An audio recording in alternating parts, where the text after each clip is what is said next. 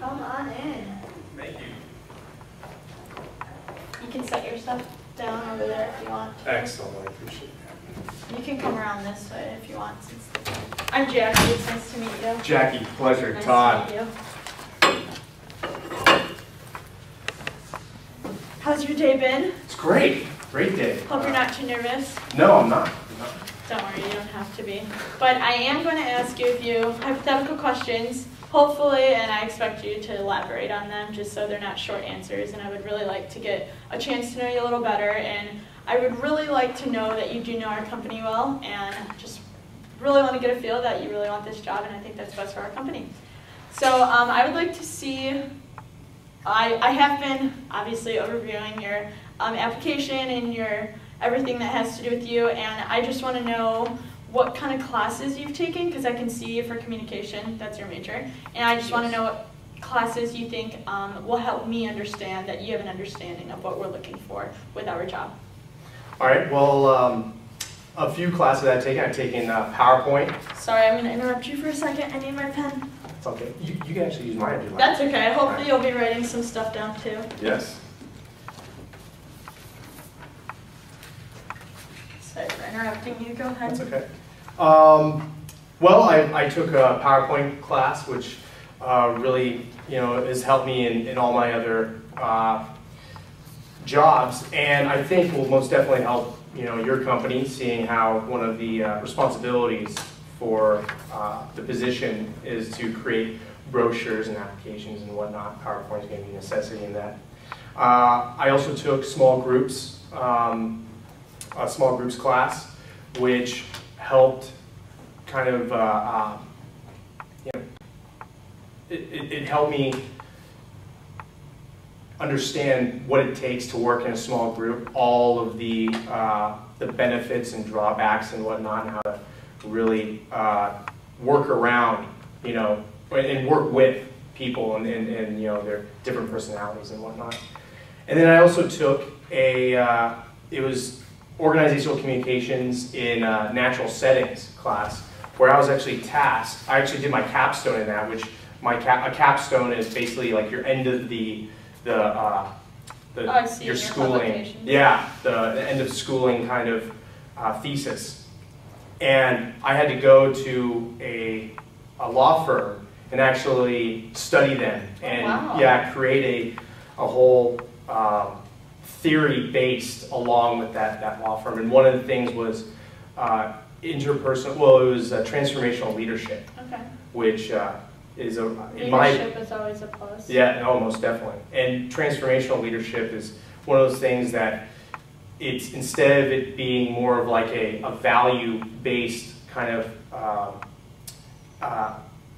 focused business, like, for example, the employees are just working to get paid, they're invested in the company.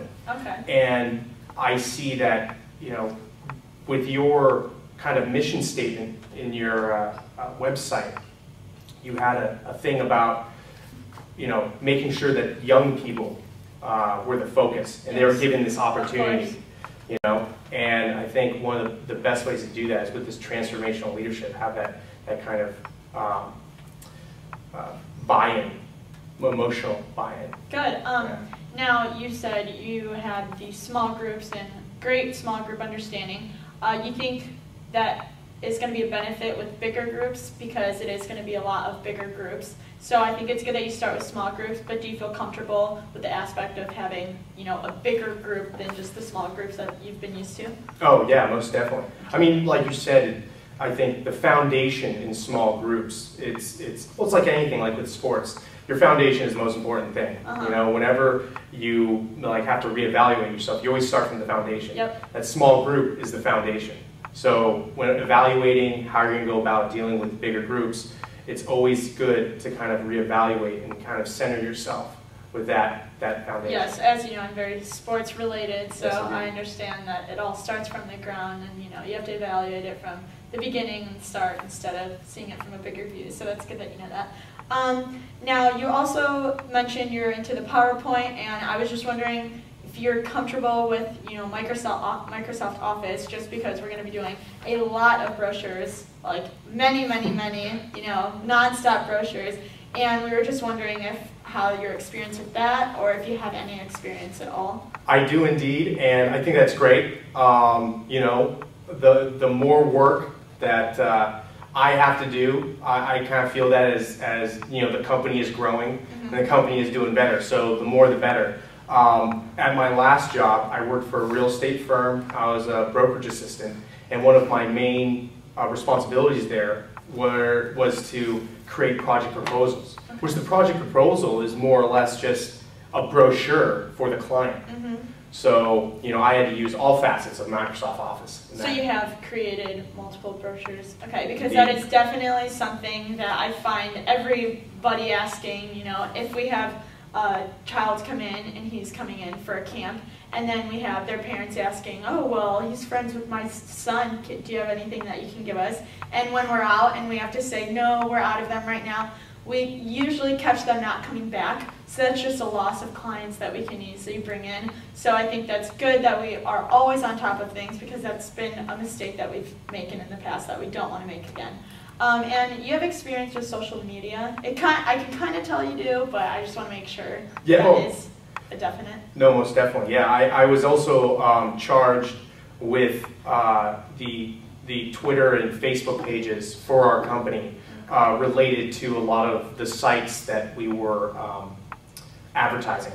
So you know, I was charged with maintaining those sites and updating them and whatnot. Good, because nowadays you find everybody using Facebook, Twitter, Tumblr. I don't even know what it is, but it clearly is working and gets people's name out there. And it's definitely great with the media and, you know, everybody being social and getting our name out there. Definitely. And if we were to ask you to create, which we will be asking you to create, the camps or what the campers will be doing, do you have any in mind or any that you can think of from the top of your head that would help?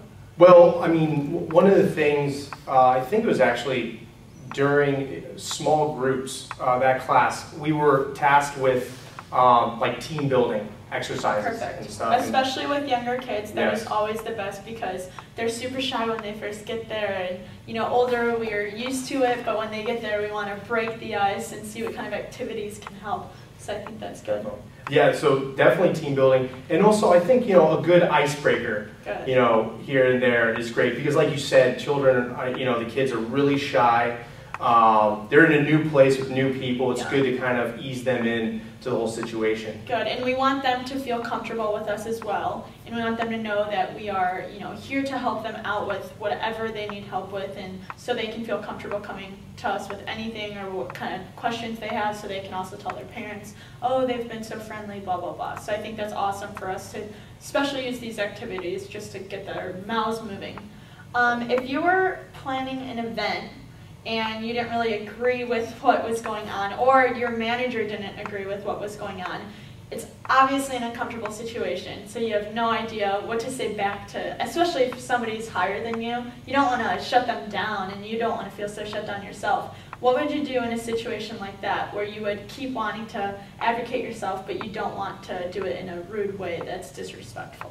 Well, I mean, what comes to mind is face saving. Is that, you know, everybody, in a situation like that, everybody wants to save face. So I would take that person aside, not in public, in private, you know, and I would sit down with them and have a conversation. I would let them know why I think things should be done, you know, this way, and listen to their explanation, and then I'd come to, you know, mutual understanding and hopefully come to some sort of compromise. Good, because in public, it's something you don't ever want to do. It's bad for the company, it's bad for whoever is seeing that, so I would never want that to happen.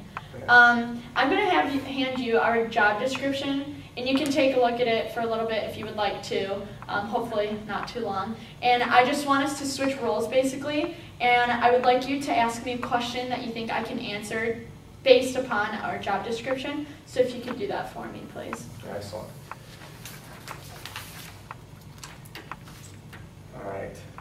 kind of caught me off guard here a little bit, but that's totally no, fine. that's great. I mean, you got to think on your feet, right? I mean, that's important. All right, well, right here, during the job requirements, actually, they're number 2, knowledge of group dynamics.